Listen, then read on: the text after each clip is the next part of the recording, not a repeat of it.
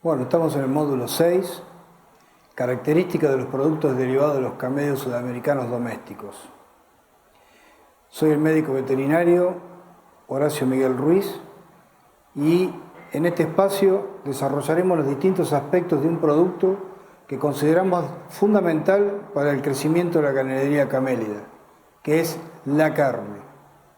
A saber, cómo se produce, transforma y comercializa actualmente y cuáles son los desafíos que debemos afrontar para colocar la carne fresca y demás productos cárnicos en los mercados más competitivos.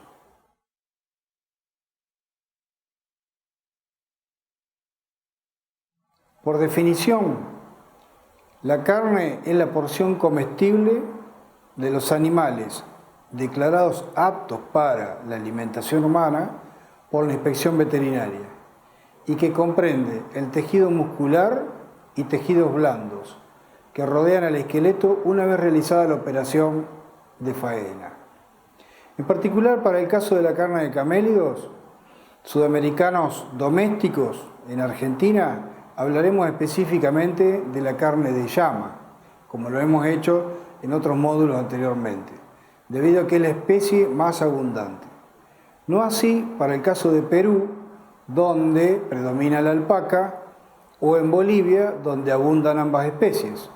En los países del área de distribución de los camélidos sudamericanos, Argentina, Bolivia, Chile, Ecuador y Perú, la llama es utilizada principalmente para carne y la alpaca para fibra, aunque por supuesto esta última también se consume su carne. Para el caso de otros países, se produce carne de llama y de alpaca en Estados Unidos y en Australia. En Australia incluso está exportando carne de alpaca. Esta carne ha sido y es, como hemos visto también en módulos anteriores, la fuente más importante de proteína. La carne de llama, de alpaca y de cuy fueron la base de la dieta del habitante andino. En el tiempo de los incas, la crianza de camélidos se expandió en forma ordenada y planificada.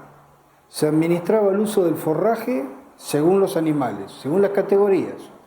Se sacrificaba primero a los machos y a las hembras no fértiles.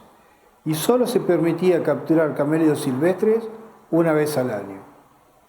En la época prehispánica, los camélidos se habían adaptado a la costa, como ya hemos visto también, pero luego de la conquista, los españoles prefirieron consumir otras carnes de otras especies procedentes de Europa y de otros países, como la oveja, la cabra, gallina, cerdo y el vacuno.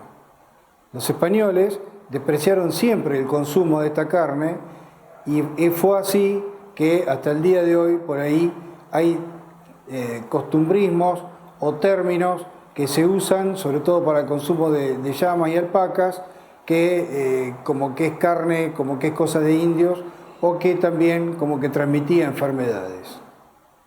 Sin embargo, hoy se considera el Perú como el mejor destino culinario del mundo.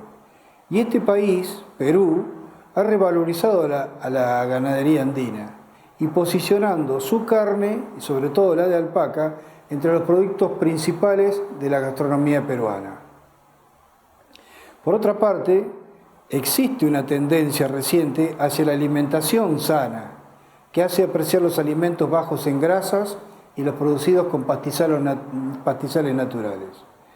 Y ahí es que hay un interés particular por la carne de los camélidos sudamericanos domésticos como una alternativa válida. Es curioso que esta tendencia no surja de las comunidades originarias, sino que Europa y Estados Unidos de América es donde hay una significativa valoración de la salud y el consumo de carnes magras y sanas. Pero bueno, esta vez es para bien. Un ejemplo que recién mencionamos de Australia, que en los años 1860, 1870 introdujeron alpacas y llamas en su territorio, como una alternativa en un principio a la lana de oveja, pero hoy también está consumiendo su carne y posicionándola en mercados muy exigentes.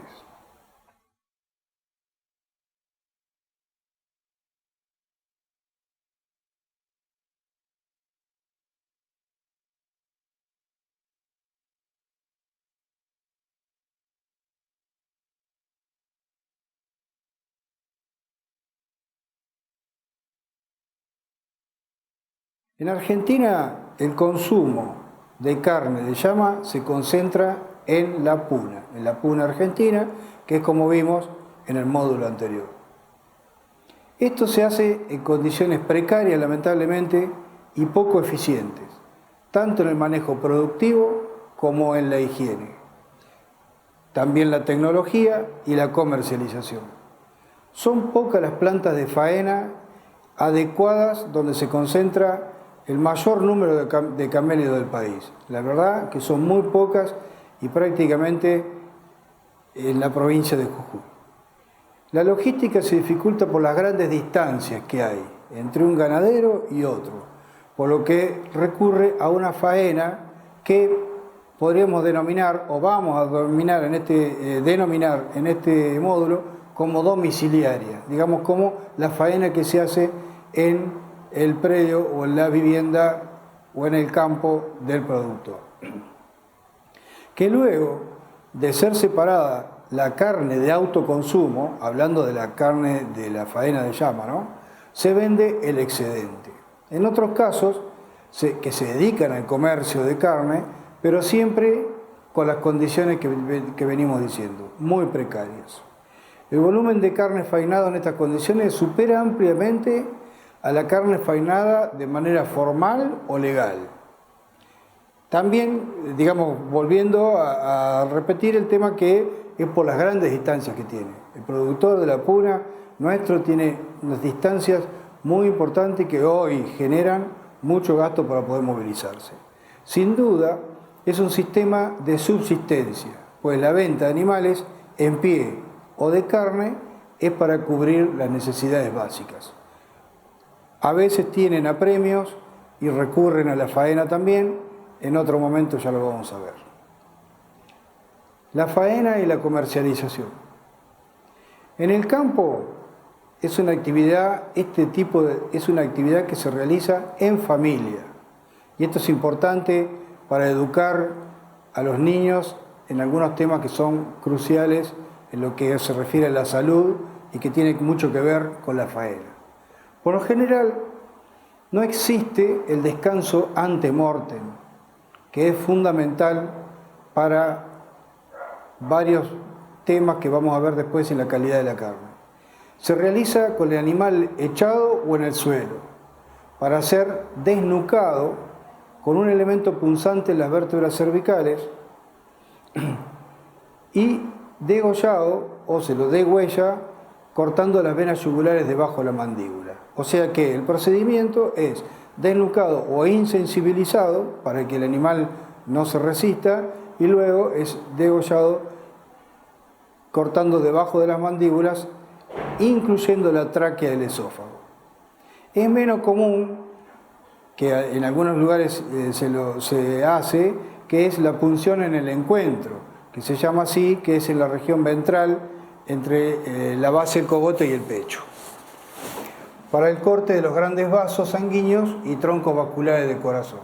Pero esa es una práctica que se realiza más en el vacuno. Pero también algunos lo hacen en la llama.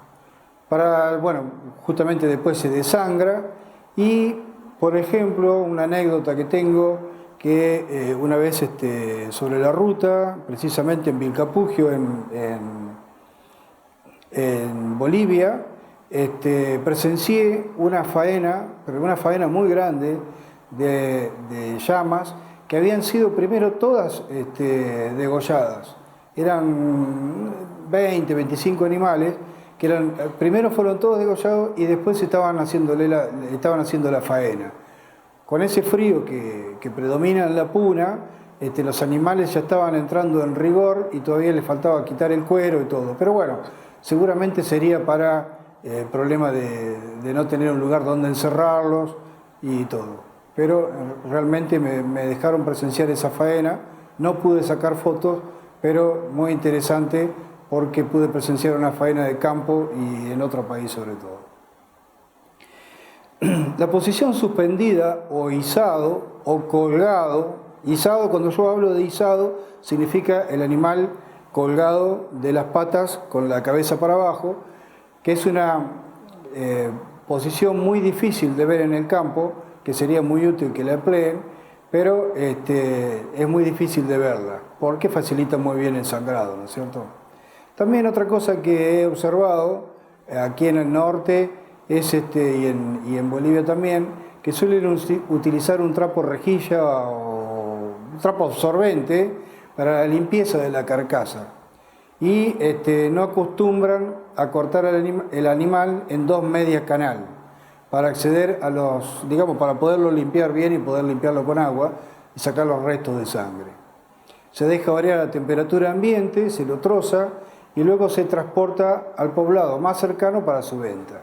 Bueno, el tema del transporte está de más decir que suele realizarse en la caja de carga de una camioneta, en el baúl del automóvil, en transporte público, en portaequipajes, en lo que se pueda, con el riesgo de ser decomisado también por controles policiales, de gendarmería, etc., ¿no?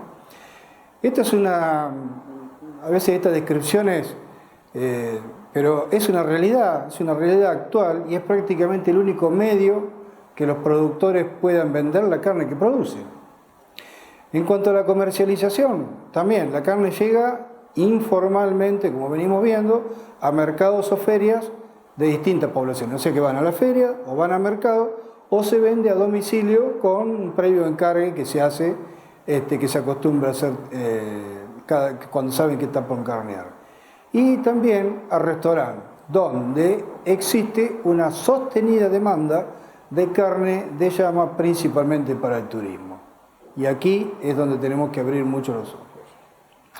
¿Por qué? Porque una carne en estas condiciones, mal desangrada, con falta de cadena de frío, falta de higiene, mal presentada, porque a veces los cortes están mal hechos, y sobre todo de diferentes categorías del animal, de la edad, digamos, ¿no? O sea, por lo general no faenan animales jóvenes, entonces la terneza no está ahí. Además, la carne tiene mal aspecto, es de color oscura, seca, se deshidrata y, como decía la edad, si supera los 4 años de edad, la carne es dura y hasta también puede presentar quiste de sarcociste, entre otras cosas, ¿no? ¿Esto por qué lo digo? Porque realmente a quien accede a un buen plato de carne de llama en buenas condiciones, es porque tiene mucha suerte o bien preparada. Porque en cambio, si consume por primera vez una carne de llama como la que describimos o como la que mencionamos, es bastante corriente este tipo de consumo de carne y es posible que no va a querer nunca más repetir esta experiencia. Esta informalidad existe y es la modalidad de consumo diario de casi todos los habitantes andinos y conocido por todos los gobiernos y autoridades sanitarias. Hace algunos años que quienes estamos interesados en la producción de carne de camello, de carne de llama,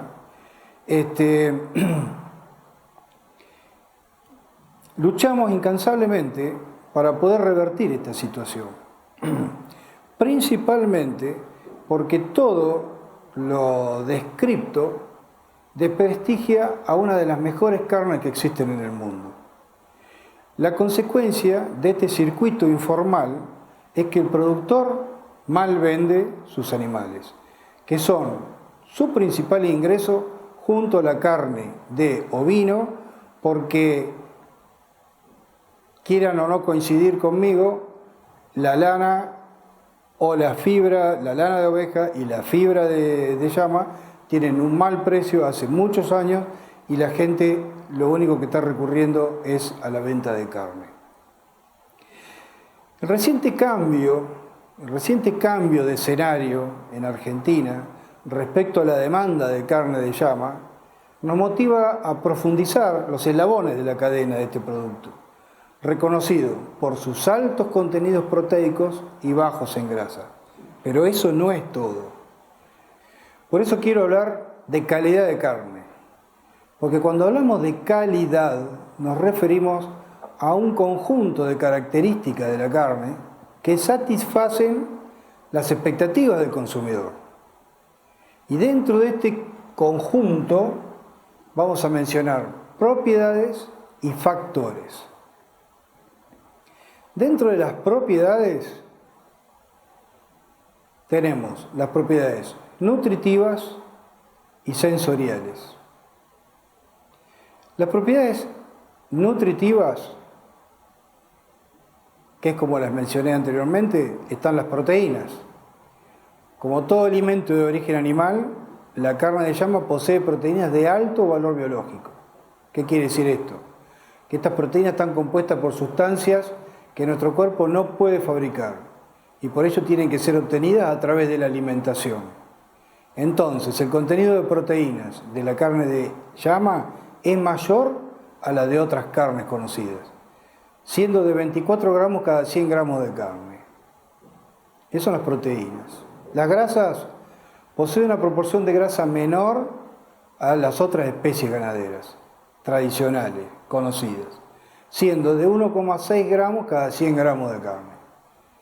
Asimismo, el contenido de colesterol es significativamente menor al de otras carnes. Las vitaminas. En la carne de llama están presentes las vitaminas del complejo B, B larga, tal como en el resto de las carnes. Este complejo de vitaminas colabora en la obtención de energía de los alimentos que se consumen e intervienen en la formación de glóbulos rojos. Los minerales, igual que todas las carnes, la carne de llama también aporta hierro de muy buena absorción. Contrariamente al hierro, proviene de alimentos de origen vegetal. La carne de llama aporta minerales importantes como el fósforo, magnesio y zinc, vitales en todas las etapas de la vida. En este cuadro mostramos un estudio realizado por INTI, el Instituto Nacional de Tecnología Industrial, con cortes de carne de llama bajo la nomenclatura de cortes vacunos. Considero que una vez que se avance con la clasificación y tipificación de las canales de llama, se podrá comparar con animales provenientes de diferentes orígenes y alimentación y realizar estudios con más detalles. Yo creo que debemos, cuando tratamos este tema de calidad, hace falta mucho trabajo en todo esto. Y otra cosa más que quiero aclarar es que cuando me refiero a canal o media canal, es justamente la denominación que se hace. Quizás por la costumbre de manejar terminología de vacuno, hablamos de res o media res, pero la res significa que es un vacuno. Por eso todo el tiempo me refiero a canal y media canal. Pasamos a las propiedades. ¿Se acuerdan que estamos en las propiedades? Que eran propiedades nutritivas y las propiedades sensoriales, como el color, terneza, jugosidad, aroma y sabor. Las propiedades organolépticas influyen, pero de sobremanera, la falta de estandarización de los animales para el consumo, que como recién explicaba, la precariedad de la faena o de la venta y la comercialización. Si no tenemos estandarizado las diferentes edades de los animales para faenar y para saber y tener una tipificación como corresponde, en este aspecto juegan papeles importantes la edad del animal, el sistema de cría y el engorde utilizado, la alimentación recibida y otros factores que denomino de influencia. Ahora pasamos a los factores. Los factores de calidad de carne son cuantitativos y de influencia, como dije recién. Los factores cuantitativos se destaca la relación entre la cantidad de carne magra y grasa.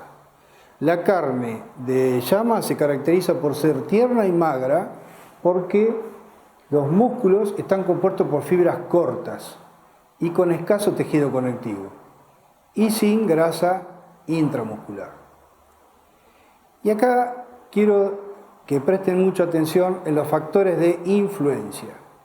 Son en sí mismos características de calidad, pero que influyen sobre ella.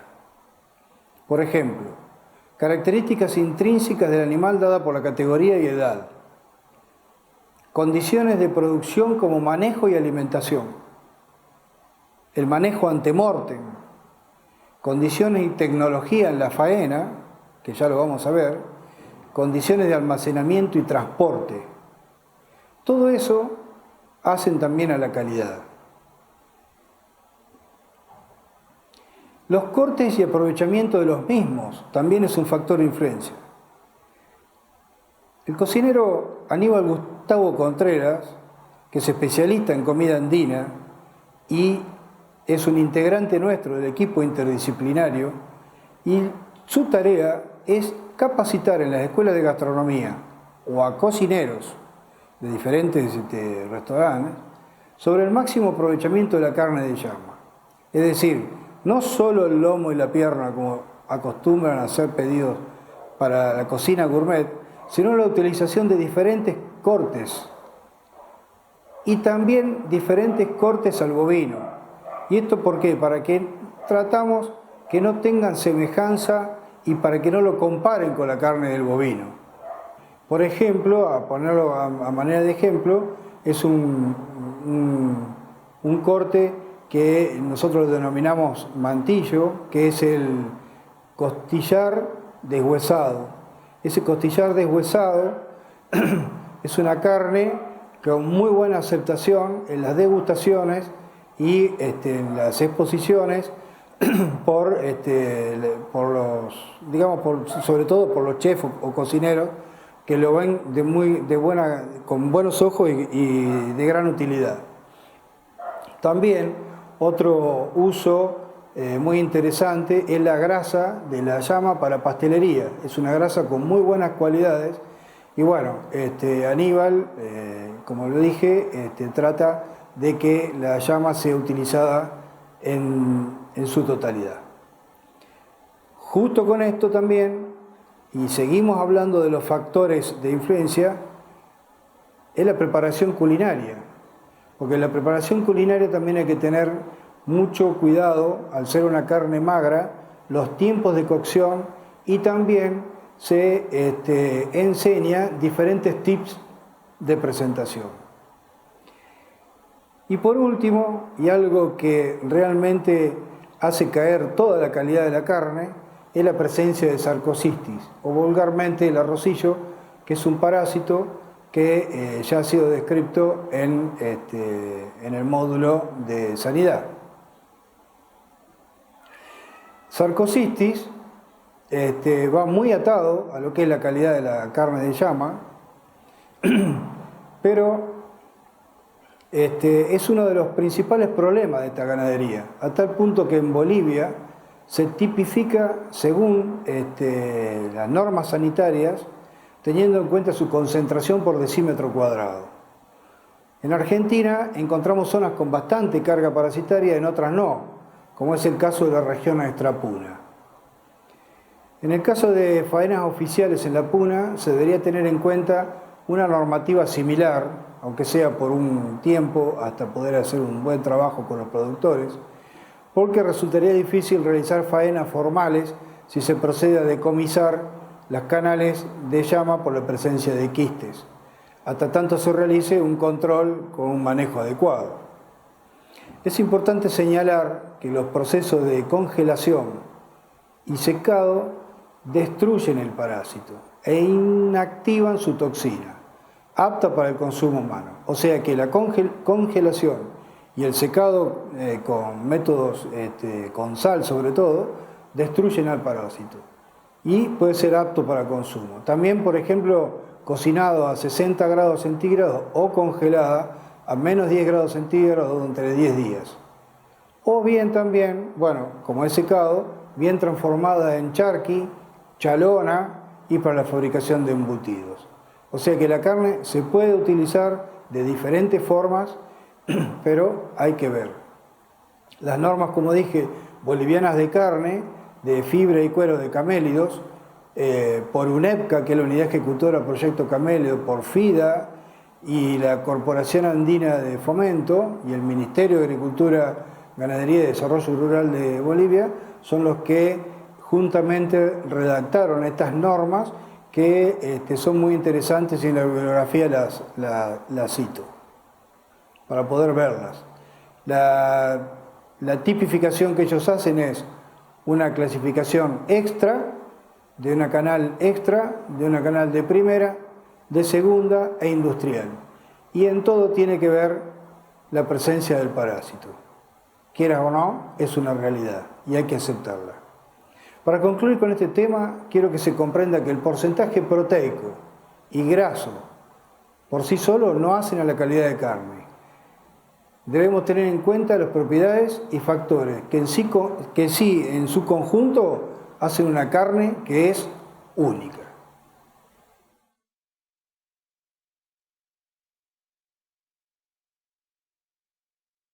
Ahora vamos a ver la situación argentina deseada, como dije al principio, cuando empezamos este módulo.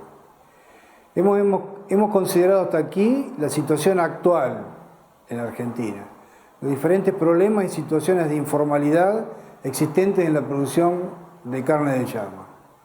Ahora enumeraremos los factores a tener en cuenta para lograr una cadena de valor eficiente y con la sanidad y trato animal adecuado.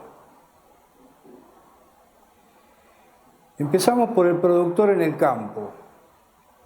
En el campo debe ocurrir una selección adecuada de machos para enviar a faena. Y luego siguen en importancia las demás categorías de animales, los que pasan a ser improductivos y los que deben aliviar la carga del campo.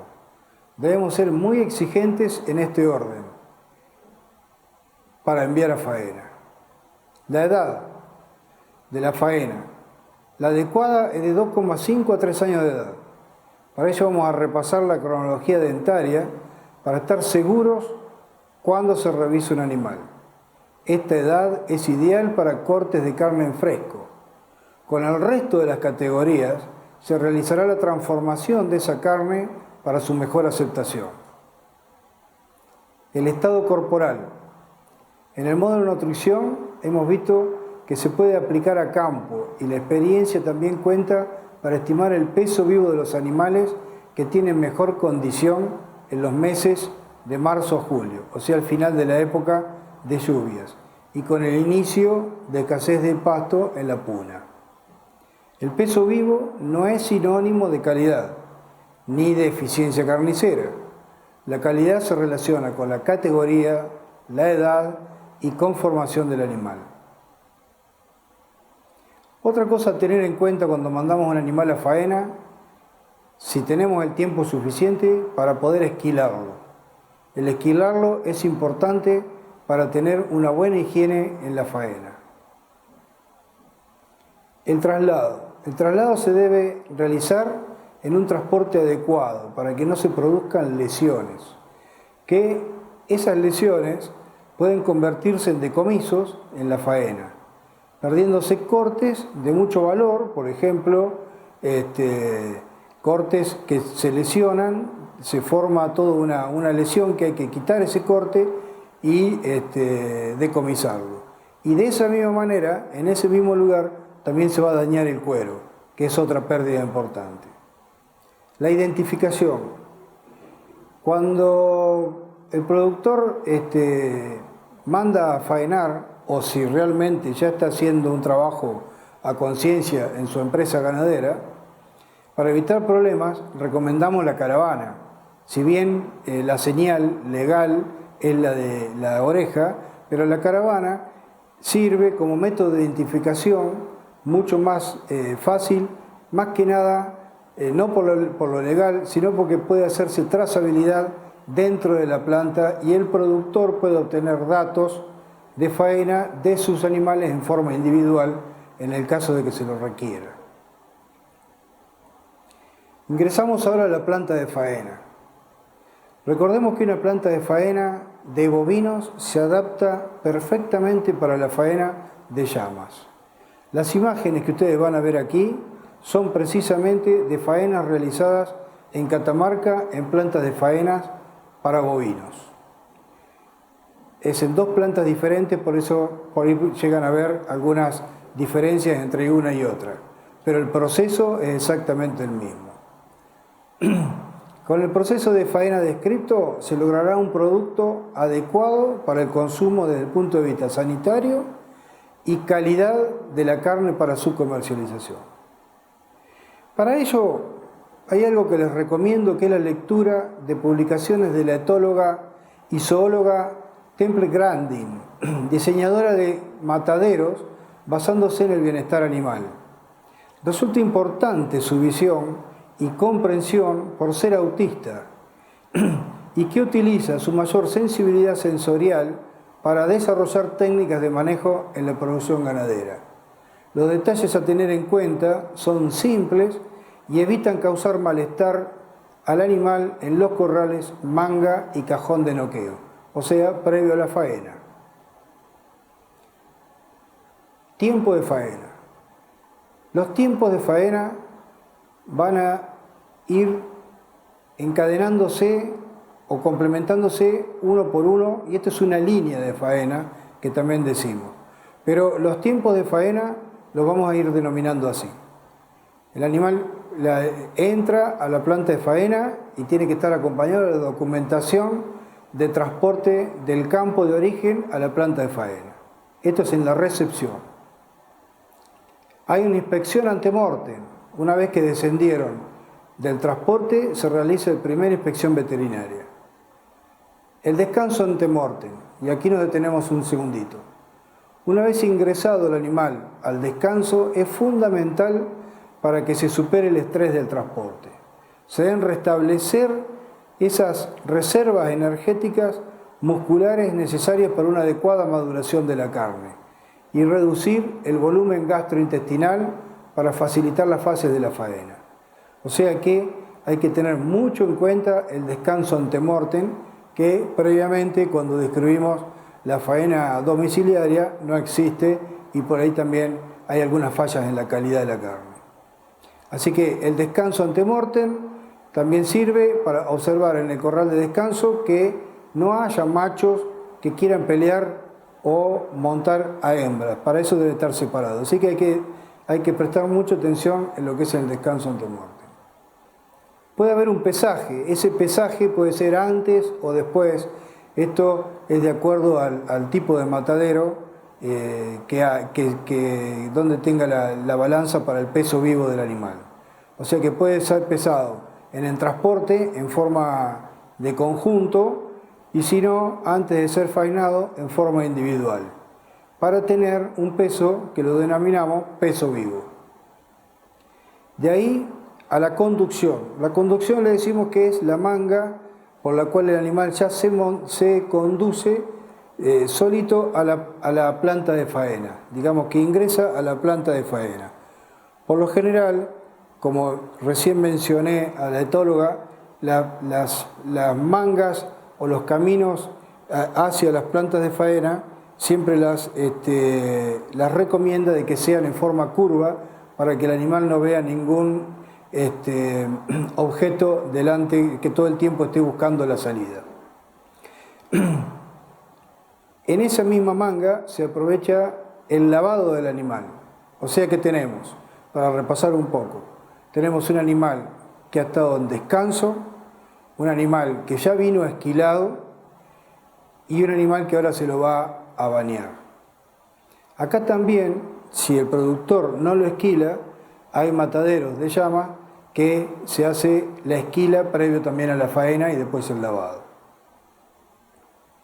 Además, hay que tener en cuenta, y una cosa que me viene ahora, es que la fibra esa es otro ingreso para el productor si el productor lo esquila en el campo. Pasamos a la insensibilización y aturdimiento. Las normas de bienestar animal establecen el requisito que todos los animales faenados sean insensibilizados instantáneamente en el cajón de noqueo, con shock eléctrico en nuestra experiencia de faenas que se regula de acuerdo al peso del animal. Se consigue de esta manera la inconsciencia del animal para evitar las contracciones agónicas que producen gasto de energía, y lo que se logra es que sigue funcionando el corazón y los pulmones para lograr una mejor sangría y también el color de la carne. El lisado, como ya dije, el elevado, se eleva a una altura para favorecer el desangrado en su totalidad, y ya queda en la línea de rieles para todo el trayecto de la faena. El sangrado se realiza con la llama ya suspendida a lo alto y se degüella para su desangrado, que ya lo describí como era hoy. El siguiente paso es el corte de manos, el corte de la cabeza y el desuello anterior, desuello o cuereado, el corte de patas y el desuello posterior, se empieza a bajar el cuero, se debe realizar con sumo cuidado el cuero, se trabaja mucho con el puño o con un elemento que tiene esa forma para poder separar el cuero de la carne y no estropearlo, primero para que el cuero tenga un valor y a su vez también para no romper o desgarrar los músculos porque pierden valor económico.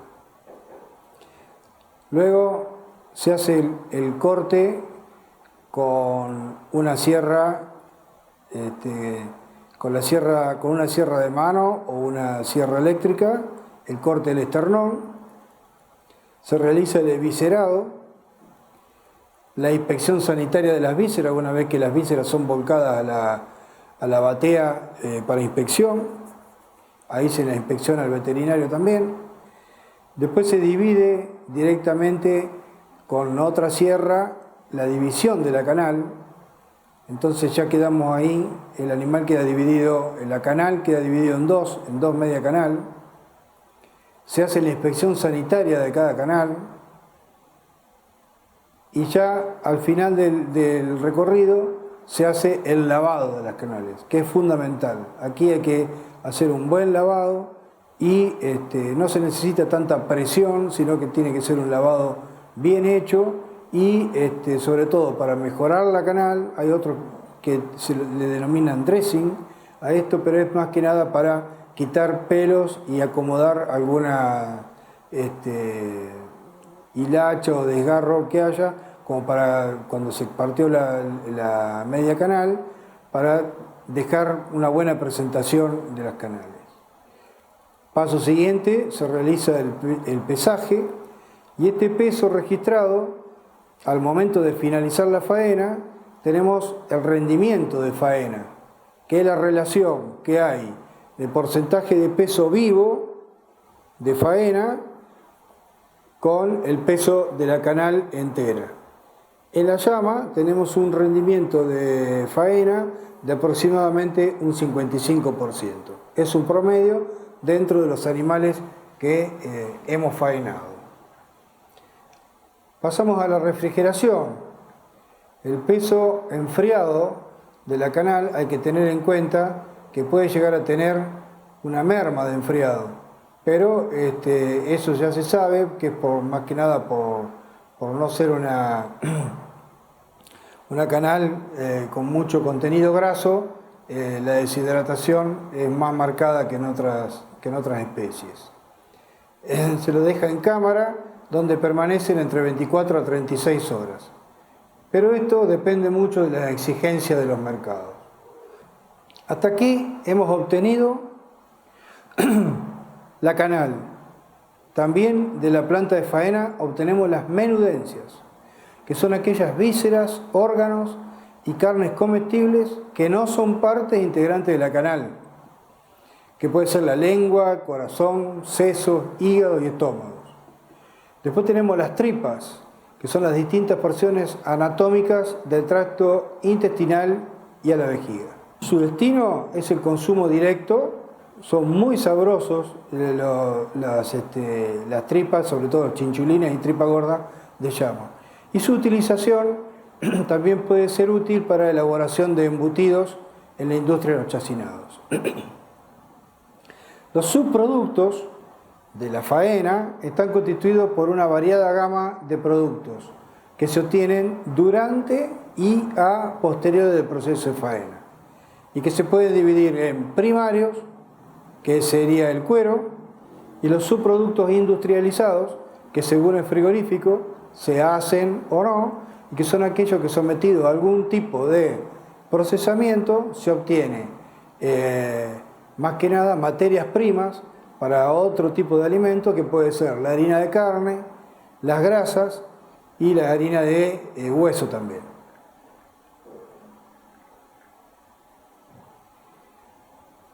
Dentro de toda esta faena formal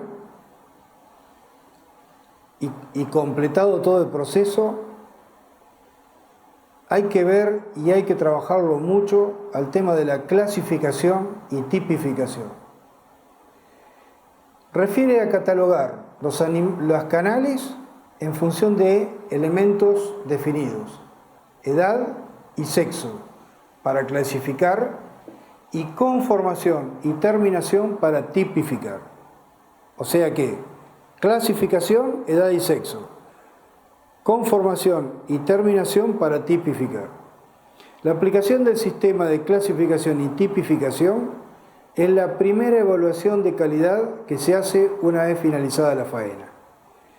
Este tipo de sistemas tiene como uno de sus cometidos que lleguen pautas claras al productor sobre el tipo de animal a producir. Persigue la retroalimentación de información, identificando diferencias de valor, y permite enviar señales claras al productor.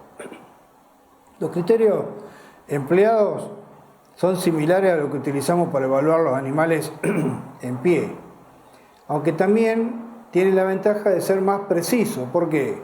Porque estamos evaluando directamente sobre el producto cárnico primario, o sea que sin el cuero.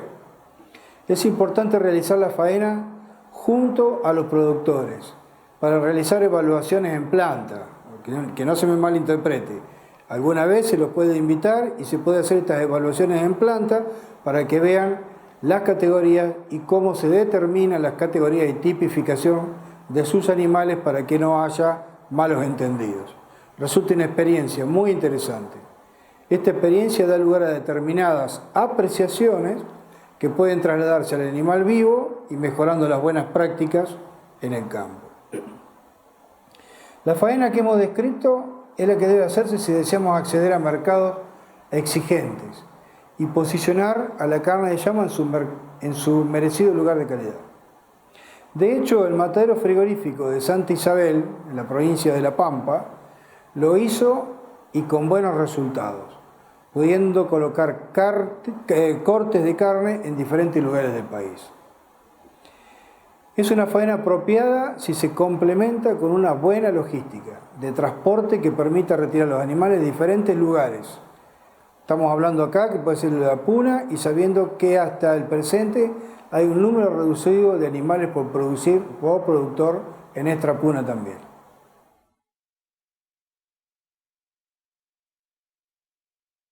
Ahora vamos a ver en situación formal la faena en comunidades o poblaciones y campo en la puna. Queda aún por resolver la faena en la puna argentina, que por su extensión y distancia entre ganaderos es muy difícil poder concentrarla, casi imposible.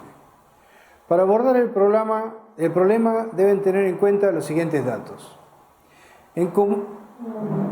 Esto lo que quiero aclarar es el siguiente, que se deben tener en cuenta los siguientes datos para poder determinar qué tipo de planta de faena es la que se tendría que instalar en las poblaciones. Por ejemplo, un matadero de categoría con capacidad de faena de acuerdo al número de habitantes. Eso se saca de acuerdo al consumo per cápita. Si es visitado por turistas, estimar el número aproximado general y el que se concentra durante eventos anuales, festivos o de importancia, y si va a proveer alguna población cercana. Y si esa población cercana también tiene la misma tendencia de poder atender a turismo, tener todo ese tipo de de datos hay que tenerlos muy en cuenta para tener determinada la línea de faena y la capacidad del frigorífico, y que la capacidad del frigorífico está determinada por los corrales y por la cámara de frío. Hacemos hincapié en los turistas porque la puna argentina es muy visitada y el consumo de platos con carne de llama es cada vez mayor. Una planta de estas características, a su vez, es una herramienta muy importante para la identificación de parasitosis y otras detecciones que se hacen en la faena. Por eso el profesional veterinario de inspección sanitaria debe trabajar en conjunto con extensionistas para la toma de decisiones. Esto que estoy diciendo es muy importante. Esto es una inspección todos los días que estamos haciéndole a los productores. Y esto no puede perderse, o estos datos quedar en el frigorífico o en el matadero. Tienen que ser volcados al extensionista para que él pueda tomar decisiones en cuanto a la sanidad y poder consultarlo con los productores. Bueno, hasta ahí vimos lo que tendría que ser una planta de faena en una población o en una comunidad de la Puna. En el campo o, como dijimos hoy, la faena domiciliaria. Que no podemos pretender que para autoconsumo se deba faenar en un matadero si éste se encuentra alejado. Pero sí podemos educar y capacitar a la familia en cómo realizar una faena con todos los recaudos, para que sea un producto higiénico para su consumo, entre otros, enseñando que las vísceras, por ejemplo, deben ser procesadas, o sea, cocinadas, hervidas, si van a destinado a alimentación de los perros, evitar las parasitosis y obtener cueros sanos que puedan ser comercializados.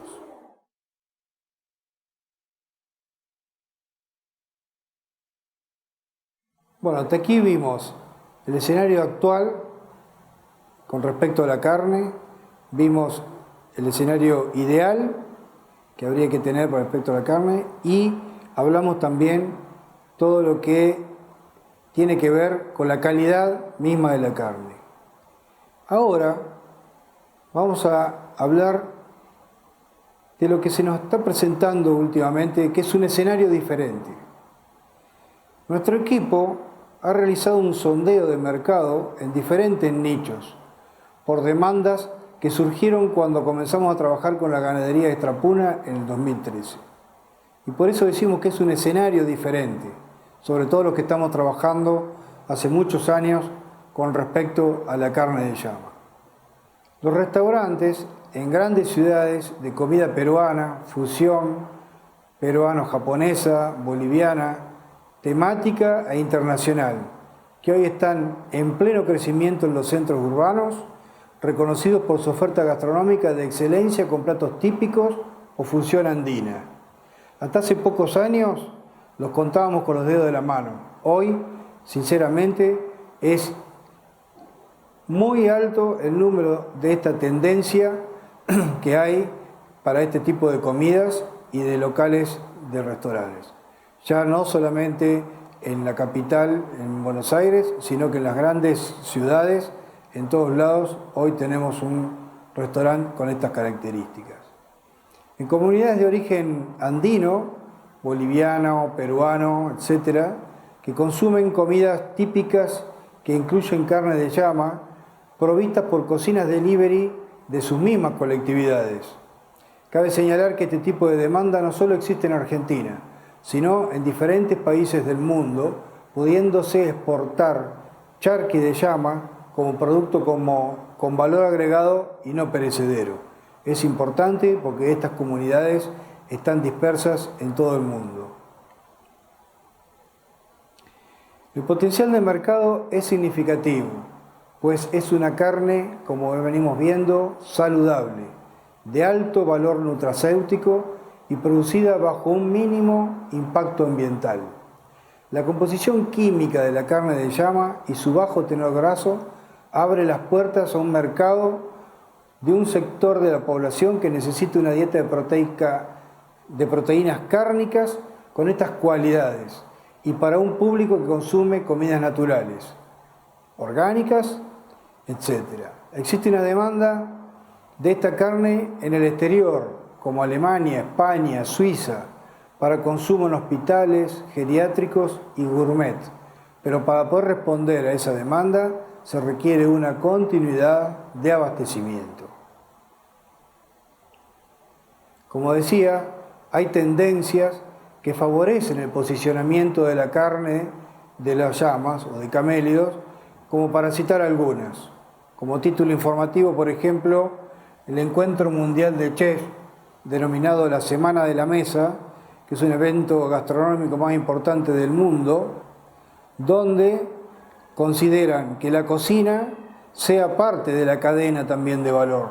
Y eso es muy interesante, porque coincide justamente en lo que estamos trabajando nosotros. No sé si recuerdan cuando hablamos de calidad. Cuando hablamos de calidad ya tenemos incluida dentro de los factores de influencia de la carne, de la calidad de la carne, cómo se debe cocinar, cómo se debe cortar, cómo se debe presentar.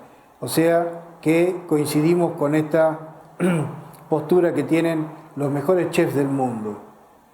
También el Atlas de la Carne, recientemente editado por una fundación alemana, y esta publicación analiza el consumo de la carne a nivel mundial por distintos estratos sociales, según qué país, y promueve una tendencia de carne elaborada u obtenida en condiciones naturales. O sea que también coincide con lo que es la carne de llama.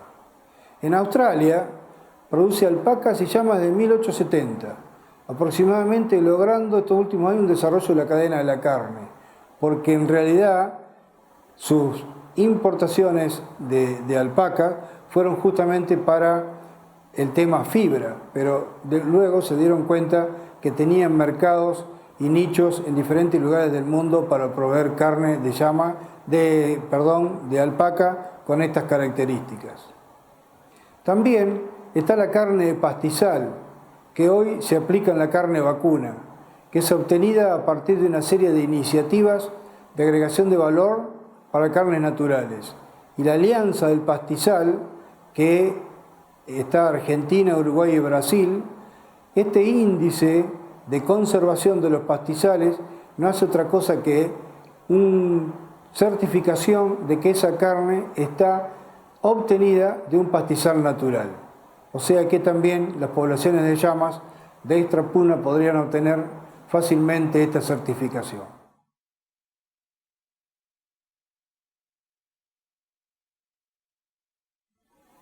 Bueno, como conclusión, la carne de llama hoy tiene una demanda que es el momento para posicionarla en los mercados más exigentes.